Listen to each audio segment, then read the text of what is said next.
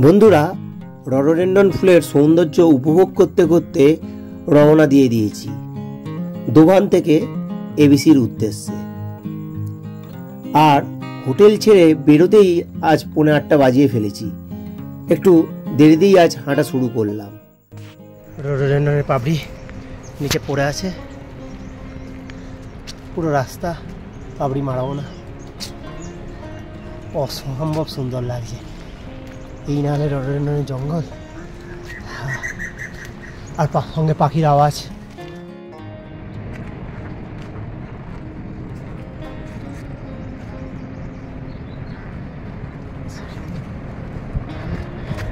এখন যে জায়গাটা এসেছি এক কথায় ভয়ঙ্কর সুন্দর, কারণ এখান থেকে নিচে একদম খাড়ায় পাহাড়, যার জন্য রেলিং দিয়ে ঘেরা রয়েছে।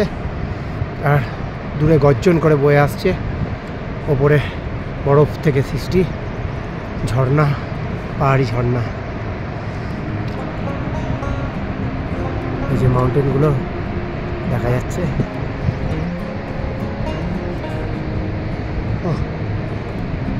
দারুণ সুন্দর লাগছে।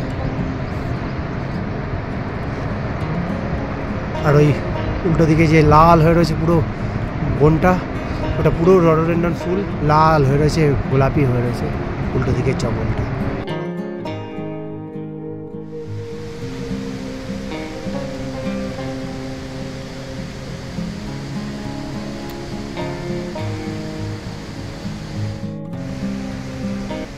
পথের মধ্যে পড়লো পাথর দিয়ে সাজানো প্রার্থনা করার একটা মন্দির, শিবের মন্দির। আর এখানে সবাই মানত করে গেছে এইভাবে, শিবের শিবলিঙ্গটা দেখাবো। আর ঘুরে দেখো ঝর্ণা কত সুন্দর, চারদিকে পিঙ্ক কালারের রডোডেন্ড্রন ফুল ফুটে আছে।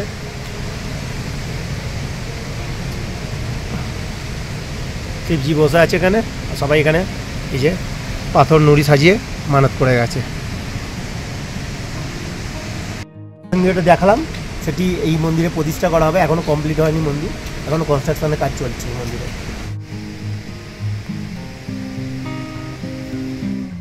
আর মন্দিরের পিছন দিকের ভিউটা নিচে থেকে দেখাবো, সুন্দরভাবে করা রয়েছে। কালারের রডোডেন্ড্রন ফুল ফুটে আছে, আর পিছনে পাহাড় থেকে একদম ঝর্ণা কি সুন্দর নেমে এসছে। ও খুব সুন্দর দেখতে লাগছে, খুব সুন্দর দেখতে লাগছে।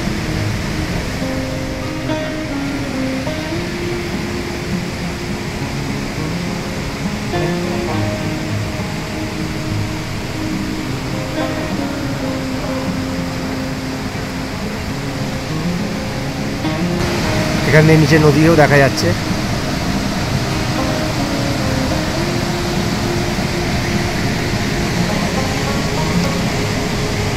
প্রবল বেগে বয়ে চলেছে নদী থেকে। এখন চলেছি হিমালয়ানের পথে, এই খাড়াই সিঁড়ি বেয়ে সদ্য উঠে এসেছি। আর উল্টো দিকের পাহাড় আর রাস্তার দু সাইডের ওই রডোডেন্ড্রন, এখানে পুরো গোলাপি কালারের রডোডেন্ড্রন জঙ্গল, দুদিকেই রডোডেন্ড্রনের গাছ আর কিছু কচি ব্যাম্বু। এই যে 7:45-এ রওনা দিয়েছিলাম আমরা আপার দোকান থেকে, আর এখন 8:45 বাজে আমরা পৌঁছে গেছি হিমালয়ার গেটওয়ে। 2900 মিটার চলে এসেছি 2500 থেকে 2900, মানে 400 মিটার আমরা অলরেডি গেইন করেছি। আর অপরূপ প্রাকৃতিক সৌন্দর্য দেখতে এসে গেছি। এবার ঢুকবো ভেতরে টি হাউসে।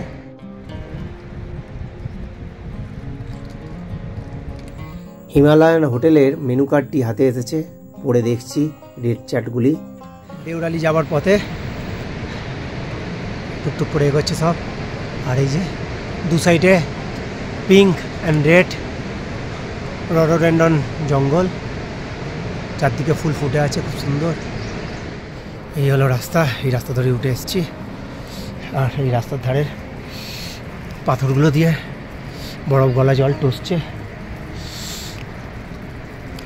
এদিকটা এখানটা গুহা মতন, আর তার সাইডে অনেক সরু সরু বাঁশ গাছ হয়ে রয়েছে। এই যে কালো পিকের ওপর জল টসছে একদম। আর এই চড়াই রাস্তা ধরে আবার উঠে যাব দেউরালির দিকে।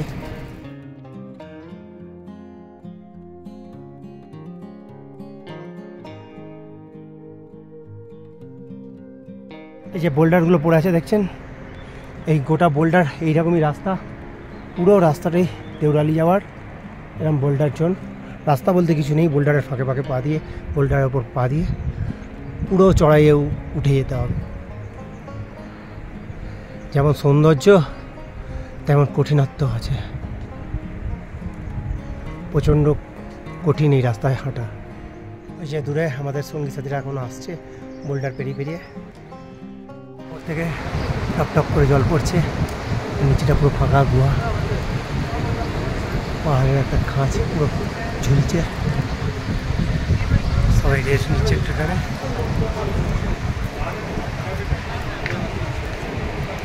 সিঁড়ি ভেঙে সব নেমে চলেছে নিচের দিকে, যাদের এবিসি কমপ্লিট। কালকে বরফ পড়েছে, স্নোফলস হয়েছে, তাই সমস্ত পাহাড়ের মাথাতেই বরফ ভর্তি, একদম সমস্ত পাহাড়ের মাথায় পুরো বরফ।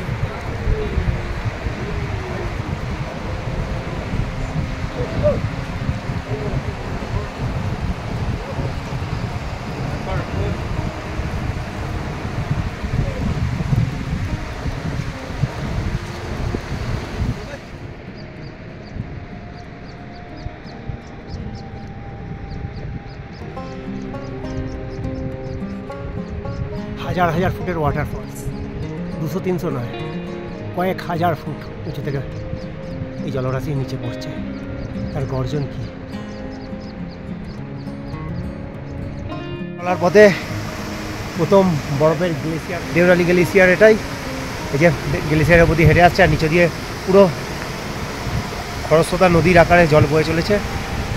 ওই যে দেখাবো আর ওই দিক দিয়ে জলটা পুরো, আর ওই যে ওপরে ঝর্ণাগুলো থেকে বরফ গলা জল কন্টিনিউ নেমে আসছে। গ্লেসিয়ার পার করে চলেছি,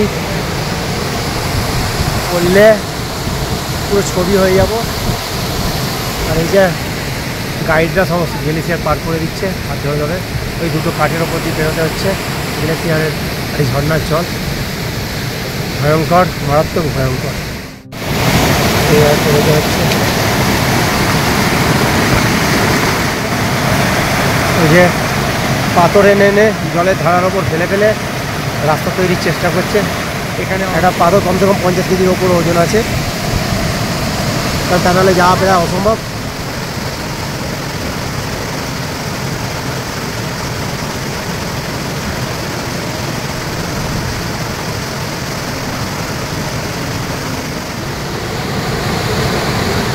গাড়িটা দাঁড়িয়ে গেছে বিদেশিদের সব পার করে দেওয়ার জন্য।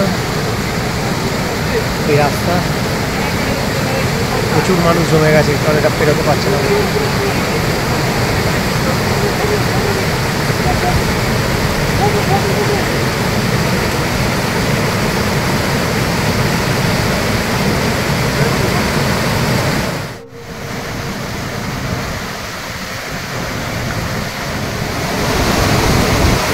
আমাদের টিমের এক মেম্বার পাহাড়ি ফোটাদেরকেও পার করে দিচ্ছে, কারণ আমরা আমাদের বাকি মেম্বারদের জন্য অপেক্ষা করছি, ঠিক আছে ওদেরকে আমরা পার করে দিচ্ছি। পাহাড়গুলো থেকে কমসে কম এরকম জলধারা গোটা 20 বেরোচ্ছে, আমার চোখে দেখতে পাচ্ছি এগুলো গোটা 20, সব দেখানো যাবে না বা বোঝানো যাবে না ক্যামেরায়। গোটা 20 জলধারা বেরোচ্ছে, আর সেই জলধারার জলই এখান দিয়ে বয়ে চলেছে এই মারাত্মক আকারের রূপ ধারণ করে, যেখানে পার করতে গেলে হিমশিম হচ্ছে সমস্ত গাইড, ওটার আর সাধারণ মানুষ তো হবেই। তার ওপর এই দেউরালি গ্লেসিয়ার, যার চারদিকে এইরকম ফাঁকা ফাঁকা, অর্থাৎ কোথায় পা দেবে আর কোথায় দেবে না, যে কোনো সময় সবসময় নিচে দিয়েও নদী বয়ে চলেছে। এই দেউরালি নদীতে যে কোনো সময় বয়ে যেতে পারে।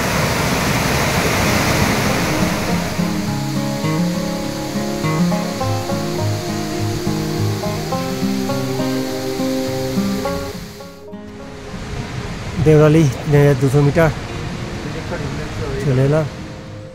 ওই যে ওই দিক থেকে এলাম, ওটা হচ্ছে দেউরালির, আমরা ঢুকছি। দেউরালির প্রথম হোমস্টে এটা।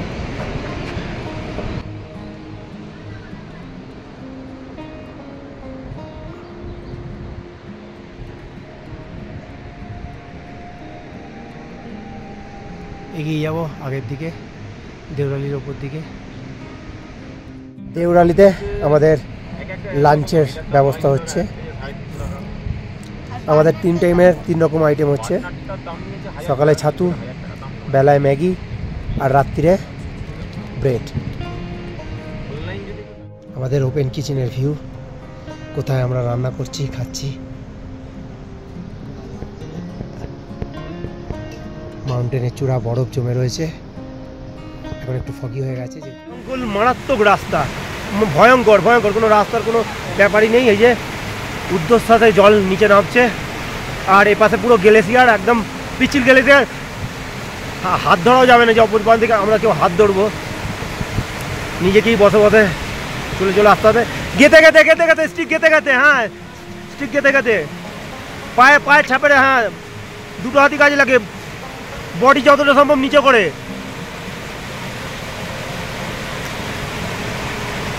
হ্যাঁ বডি নিচে করে যতটা সম্ভব, বডি নিচে করে। আর স্টিক গিতে গিতে, বরফে স্টিক গিতে গিতে, ফাঁক আছে সেখানে গিতে গেতে।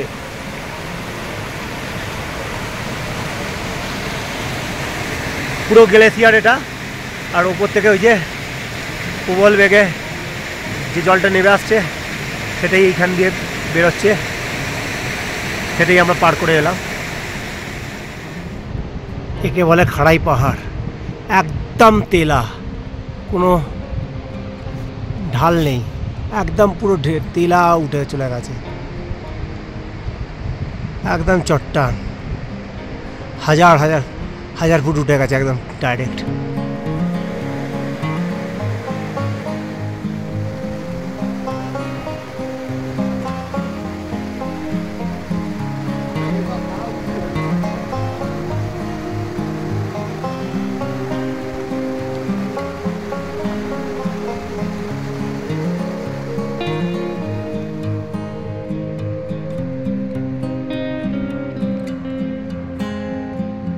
যাবো সেই দূরে।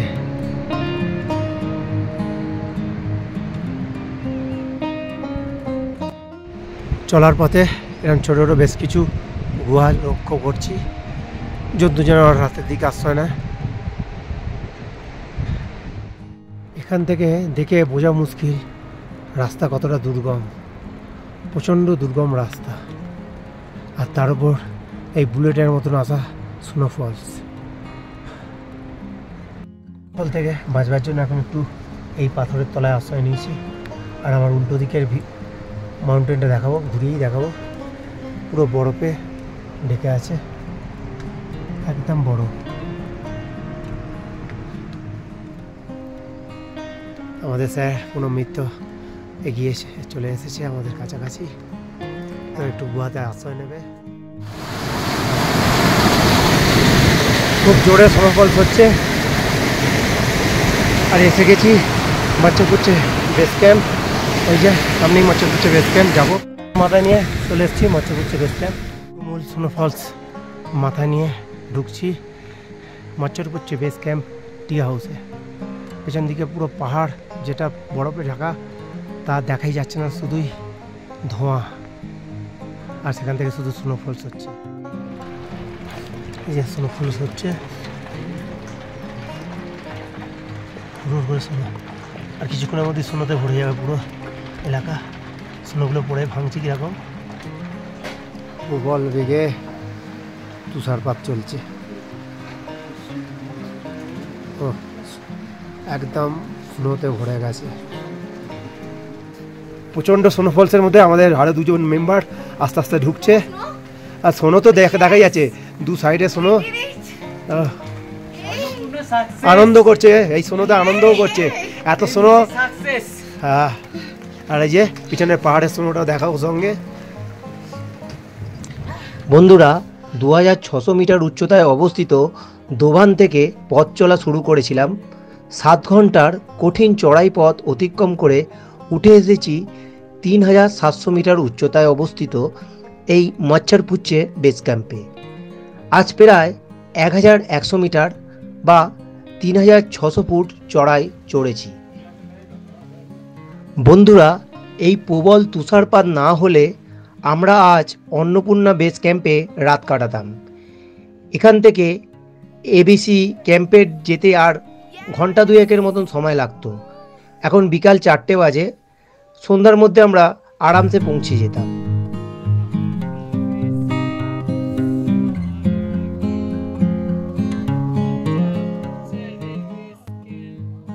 আমাদের ডাইনিং প্লেসটা খুবই সুন্দর।